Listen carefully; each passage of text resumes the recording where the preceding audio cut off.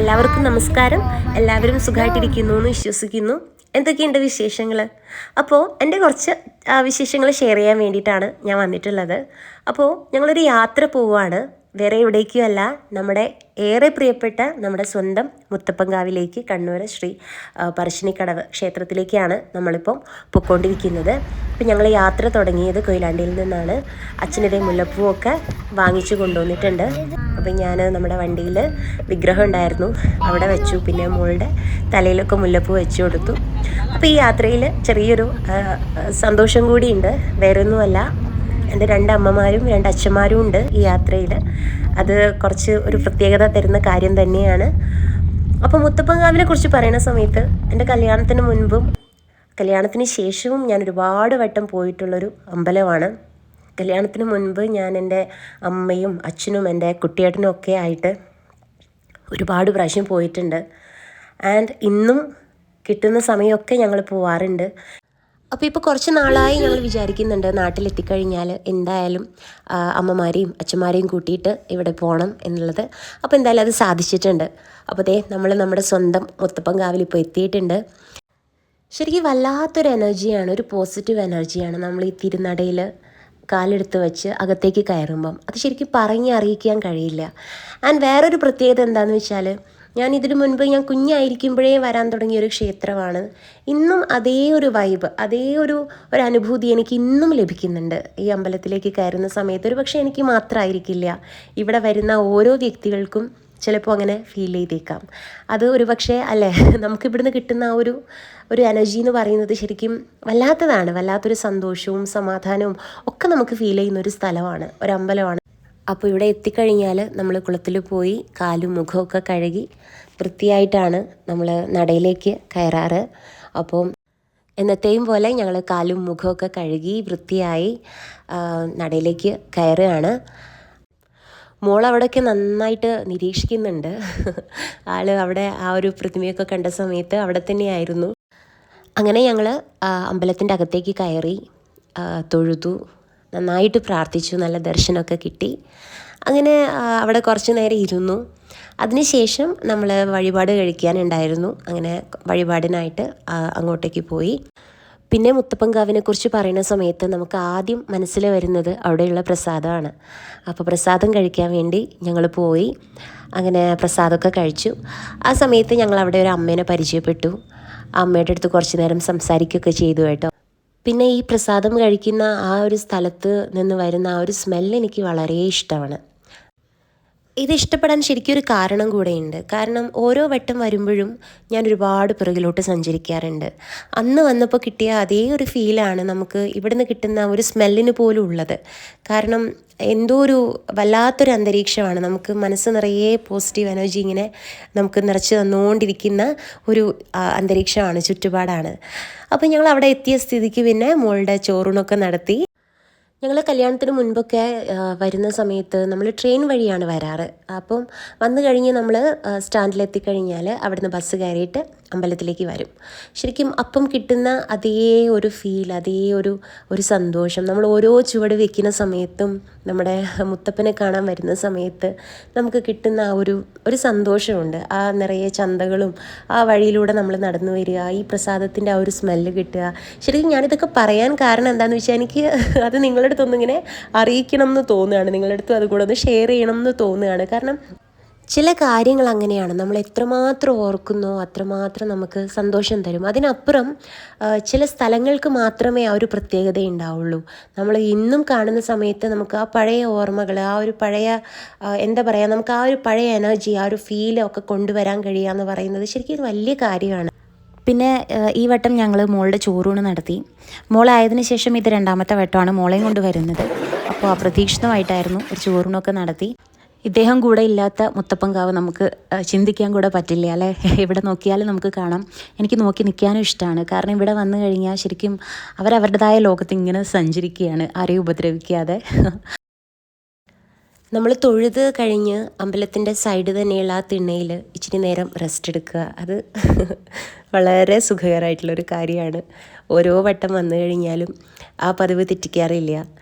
അപ്പോൾ ഞങ്ങൾ അവിടെ നിന്ന് തൊഴുത് ഇറങ്ങിയതിന് ശേഷം അമ്മയ്ക്ക് കുറച്ച് പുസ്തകങ്ങളൊക്കെ വേണമെന്നൊക്കെ പറഞ്ഞു.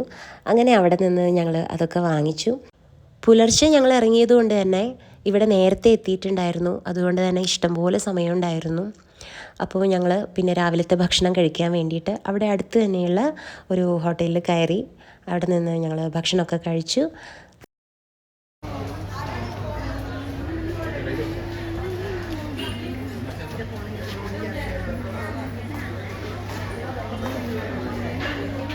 അതിനുശേഷം ഞങ്ങൾ അവിടെയുള്ള കടകളിലൊക്കെ കയറി ഇറങ്ങി. ശരിക്കും ഇത് കാണാൻ തന്നെ എന്ത് ഭംഗിയുള്ളൊരു കാഴ്ചയാണല്ലേ. ഇവിടെ വന്നു കഴിഞ്ഞാൽ നമ്മൾ അറിയാതെ കുറേ സമയം ചിലവഴിച്ച് പോകുന്നത് ഇവിടെ തന്നെയായിരിക്കും, ഈ ചന്തകളിലൊക്കെ ആയിരിക്കും. ഇവിടെ അതുപോലെ ഗുരുവായൂർ, അതുപോലെ ഒരുപാട് അമ്പലങ്ങളുണ്ട്. അവിടെ എത്തിക്കഴിഞ്ഞാൽ ശരിക്കും നമ്മൾ അവിടെ അറിയാതെ അങ്ങ് എന്താ പറയുക, അങ്ങോട്ടേക്ക് നമ്മുടെ കണ്ണും മനസ്സും ഒക്കെ അങ്ങ് എത്തിപ്പോകും. അപ്പോൾ കുറേ നേരം നമ്മൾ അവിടെ ചിലവഴിക്കാറുണ്ട്. അപ്പോൾ അച്ഛനും മോളും ഓരോ കഥകളൊക്കെ ഇങ്ങനെ പറഞ്ഞ് നടക്കുകയാണ്. അമ്മയ്ക്ക് പാരായണം എന്ന് പറഞ്ഞാൽ വളരെ ഇഷ്ടമാണ്. ലളിത സഹസ്രനാമം, വിഷ്ണു സഹസ്രനാമം, പിന്നെയും കുറേ നാമാവലികളൊക്കെ ഉണ്ട്. അതൊക്കെ അമ്മയ്ക്ക് മനപ്പാടാണ്. എന്നും രാവിലെ ഞങ്ങളെല്ലാവരും അമ്മയുടെ നാമജപം കേട്ടിട്ടാണ് ഉണരാറ്. അതുപോലെ തന്നെ അത് തിരുവോളം കേട്ടിരിക്കാറുണ്ട്. ഇപ്പോൾ ഞങ്ങൾ നാട്ടിലല്ല, പക്ഷേ എന്നിരുന്നാൽ കൂടെ എല്ലാ ദിവസവും മുടങ്ങാതെ അമ്മ കൃത്യം അമ്മ ചൊല്ലുന്ന സമയത്ത് അമ്മ ഞങ്ങളെ വിളിക്കും. അത് ഞങ്ങൾ ലൗഡ് സ്പീക്കറിൽ ഇട്ടിട്ട് ദിവസവും കേൾക്കാറുണ്ട്. ഒരു ദിവസം പോലും മുടങ്ങാതെ കേൾക്കാറുണ്ട്. അപ്പം ഞങ്ങൾക്ക് അത് ആ ഒരു ദിവസം അത് തരുന്ന ഒരു എനർജി, അല്ലെങ്കിൽ അത് തരുന്ന ഒരു സമാധാനം എന്നൊക്കെ പറയുന്നത് നമുക്ക് ചിന്തിക്കാവുന്നതിലപ്പുറത്താണ്. പ്രത്യേകിച്ച് അത് നമുക്ക് വായിച്ചു തരുന്നത് നമ്മുടെ അമ്മ കൂടെ ആവുമ്പോൾ അതിനൊരു മാധുര്യം കൂടും അല്ലേ.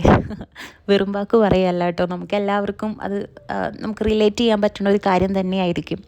അപ്പോൾ അമ്മ എന്ന് പറയുന്നത് ശരിക്കും നമുക്ക് വാക്കുകൊണ്ട് നമുക്ക് വർണ്ണിക്കാൻ കഴിയാത്ത ശരിക്കും ഒരു പദം തന്നെയാണ്. അപ്പോൾ ഉച്ചയ്ക്കുള്ള ഭക്ഷണം കൊടുക്കുന്ന സമയമായിട്ടുണ്ട്. ഞങ്ങൾ ഭക്ഷണം കഴിക്കാൻ വേണ്ടിയിട്ട് ക്യൂവിൽ നിൽക്കുകയാണ്.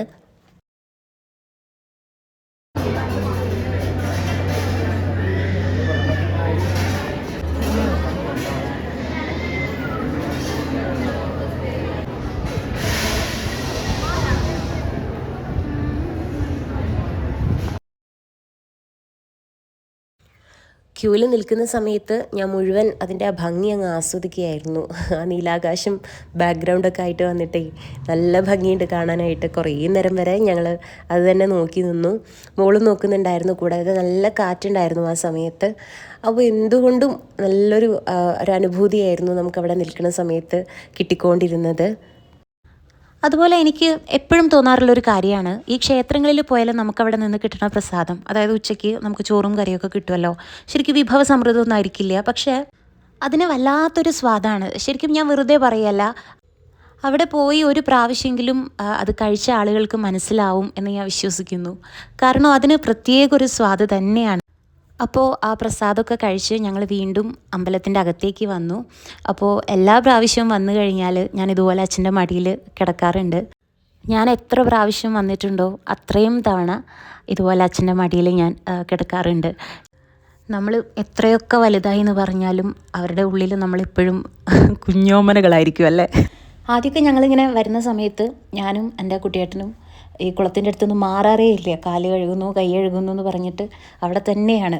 അപ്പോൾ എൻ്റെ ഒരു എന്താ പറയുക, കുട്ടിക്കാലമാണ് ഞാൻ രേവൂട്ടിയിൽ കണ്ടത്. അവൾ വിളിച്ചിട്ടും വരുന്നില്ലായിരുന്നു. കുറേ നേരം അതിൽ തന്നെയായിരുന്നു കളിച്ചുകൊണ്ടിരുന്നത്.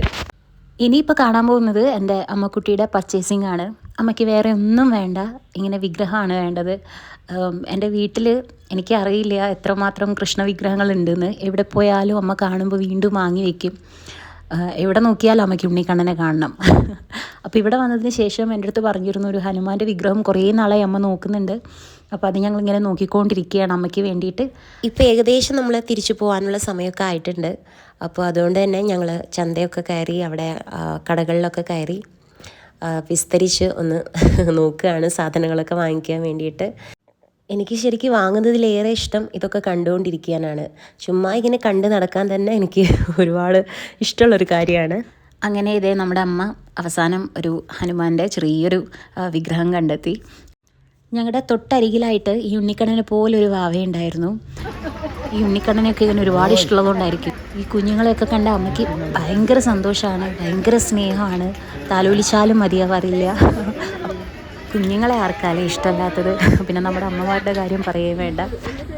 ഇപ്പം ഞങ്ങൾ അമ്പലത്തിൽ നിന്ന് പുറത്തിറങ്ങിയിട്ടുണ്ട്. ഇപ്പം ഞങ്ങൾ പോകുന്ന വഴിക്ക് ഒരമ്മ നടത്തുന്ന ചെറിയൊരു കടയാണ്. അങ്ങനെ അവിടെ നിന്ന് ഞങ്ങളെല്ലാവരും സംഭാരമൊക്കെ വാങ്ങി കുടിച്ചു. മോള് ഇച്ചിരി കഴിച്ചിട്ടുണ്ടായിരുന്നുള്ളൂ, നല്ല എരിവുണ്ടായിരുന്നു. ഇത് പാർക്കിംഗ് ഏരിയ ആണ്. അങ്ങനെ ഞങ്ങളിപ്പം തിരിച്ചു പോകാനുള്ള ഒരുക്കത്തിലാണ്.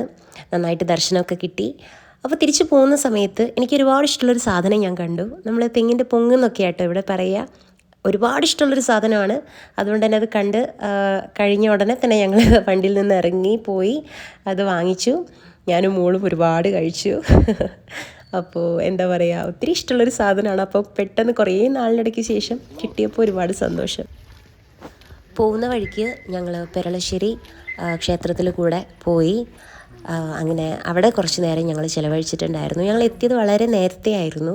അതുകൊണ്ട് തന്നെ ഒരുപാട് സമയം കിട്ടി നമുക്ക്. അവിടെയുള്ള കുളത്തിൻ്റെ പരിസരത്തായാലും ക്ഷേത്ര പരിസരത്തായാലും ഇരിക്കാനും കുറച്ച് നേരം സമയം ചിലവഴിക്കാനൊക്കെ ആയിട്ട് ഒരുപാട് സമയം നമുക്ക് കിട്ടിയിട്ടുണ്ടായിരുന്നു. ചെരുപ്പ് മുകളിൽ അഴിച്ചു വെച്ചിട്ട് വേണം നമ്മൾ താഴോട്ട് ഇറങ്ങാനായിട്ട്. അവിടെ ഏകദേശം താഴെയായിട്ട് ഒരു ശിവലിംഗം കാണാം. അവിടെ പ്രതിഷ്ഠിച്ചതാണ്. അതിന് പൂജയൊക്കെ നടത്താറുണ്ട്. ഈ കുളത്തിൽ നിറയെ മീനാണ് കേട്ടോ, ഇഷ്ടംപോലെ മീനുണ്ട്. അങ്ങനെ ഞങ്ങൾ എല്ലാവരും ഇറങ്ങി കാലിതുപോലെ വെച്ചപ്പം ഒത്തിരി മീൻ നമ്മുടെ അടുത്തേക്ക് വന്നിട്ടുണ്ടായിരുന്നു. ആദ്യം കാലിങ്ങനെ കൊത്തുന്ന സമയത്ത് നമുക്ക് അത് ഒരുമാതിരി ഒരു ഇക്കിളി പോലെ തോന്നുന്നൊരു ഫീലായിരുന്നു. പക്ഷെ പിന്നെ കുഴപ്പമില്ലായിരുന്നു. സംഭവം നല്ല രസമുള്ളൊരു കാര്യമായിരുന്നു കേട്ടോ. പിന്നെ കുറച്ച് നേരം ക്ഷേത്രക്കുളത്തിൻ്റെ ആ പടവുകളൊക്കെ ഒന്ന് കയറി കുറച്ച് ഫോട്ടോസൊക്കെ എടുത്തു. ശരിക്കും കാണാൻ നല്ല ഭംഗിയായിരുന്നു. അതിൻ്റെ അറേഞ്ച്മെൻറ്റൊക്കെ കാണാൻ തന്നെ നല്ല രസമാണ്. അങ്ങനെ കുറേ സമയം ഞങ്ങൾ ഇവിടെ തന്നെയായിരുന്നു ചിലവഴിച്ചത്. കാരണം ഇനി ഒരുപാട് സമയമുണ്ടായിരുന്നു നട തുറക്കാനായിട്ട്. അതുകൊണ്ട് തന്നെ ഒത്തിരി സമയമുണ്ട്. പിന്നെ പതിയെ പതിയെ ഓരോ ഫാമിലി വരാൻ തുടങ്ങി. അവരുടെ കൂടെ ഞങ്ങൾ സംസാരിക്കാൻ തുടങ്ങി. അങ്ങനെ അവരുടെ കൂടെ കുറച്ച് സമയം ചിലവഴിച്ചു. ഒക്കെ ഈ ക്ഷേത്രക്കുളത്തിൻ്റെ പരിസരത്തായിരുന്നു. കാരണം അവിടെ നിന്ന് നമുക്ക് എഴുന്നേറ്റ് പോകാനേ തോന്നിയിട്ടുണ്ടായിരുന്നില്ല. ഈ തൊഴാനായിട്ട് വരുന്ന ആളുകൾ അധികവും ഇവിടെ തന്നെയായിരുന്നു വന്നിരുന്നത്. നട തുറക്കുന്നത് വരെ ഇവിടെ തന്നെയായിരുന്നു ചിലവഴിച്ചുകൊണ്ടിരുന്നത്. ഇങ്ങനെയുള്ള സ്ഥലത്തൊക്കെ വന്നാൽ നമ്മൾ എങ്ങനെയാലേ ഒരു ഫോട്ടോ ഒക്കെ എടുക്കാതിരിക്കുക. അങ്ങനെ ഞങ്ങൾ കുറച്ച് ഫോട്ടോസൊക്കെ എടുത്തു. ആദ്യം ഇങ്ങനെ കാല് വെക്കുന്ന സമയത്ത് എന്തോ ഒരു ബുദ്ധിമുട്ടുണ്ടായിരുന്നു. പിന്നീട് കുഴപ്പമില്ല. അങ്ങനെ കുറച്ച് നേരം വരെ ഞാനും ഇരുന്നു അവിടെ.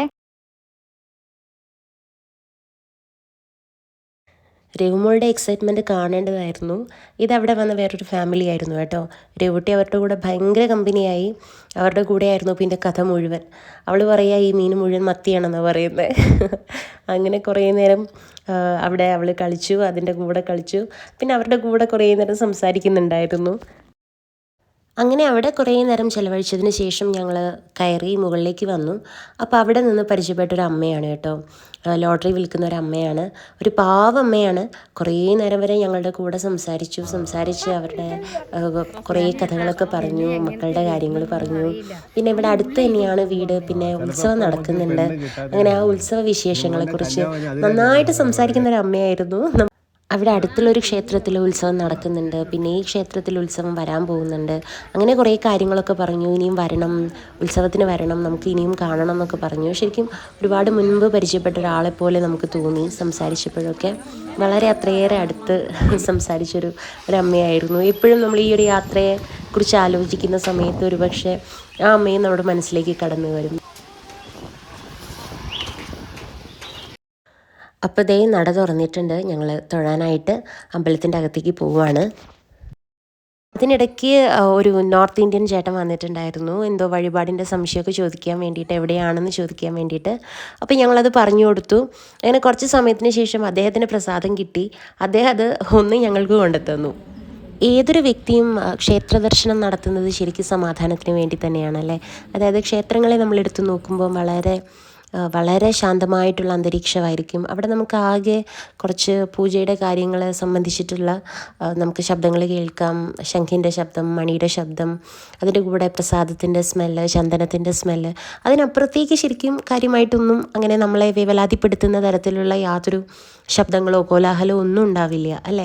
ശരിക്കും ക്ഷേത്ര ദർശനം എന്നുകൊണ്ട് നമ്മൾ ഉദ്ദേശിക്കുന്നതും അത് തന്നെയാണ്. അവിടെ എത്തിപ്പെടുന്ന സമയത്ത് നമ്മളറിയാതെ നമുക്ക് കിട്ടുന്ന ഒരു സമാധാനം, ഒരു സന്തോഷം, ആ ഒരു ഫീൽ, അത് ശരിക്കും ഈ യാത്രയിലെ ഉടനീളം ഞങ്ങൾക്ക് എല്ലാവർക്കും അനുഭവിക്കാനായിട്ട് സാധിച്ചിട്ടുണ്ട്. വളരെ നേരത്തെ തന്നെ ഞങ്ങൾ ഇറങ്ങിയതുകൊണ്ട് അത്രയേറെ സമയം ഓരോ ഇടത്തും ചിലവഴിക്കാൻ കഴിഞ്ഞു എന്നുള്ളതാണ് ഏറ്റവും വലിയ സന്തോഷം.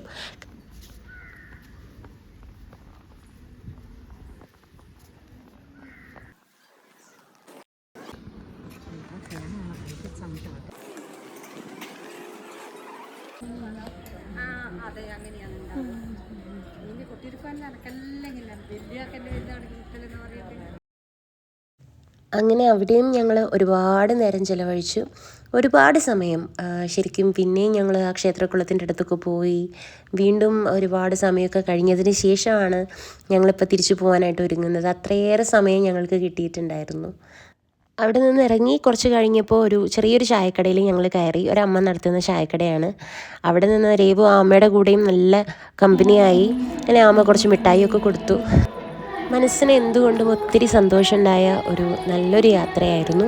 അപ്പോൾ എല്ലാവർക്കും ഇഷ്ടപ്പെട്ടു എന്ന് കരുതുന്നു. Bye, thank you. വീണ്ടും കാണാം.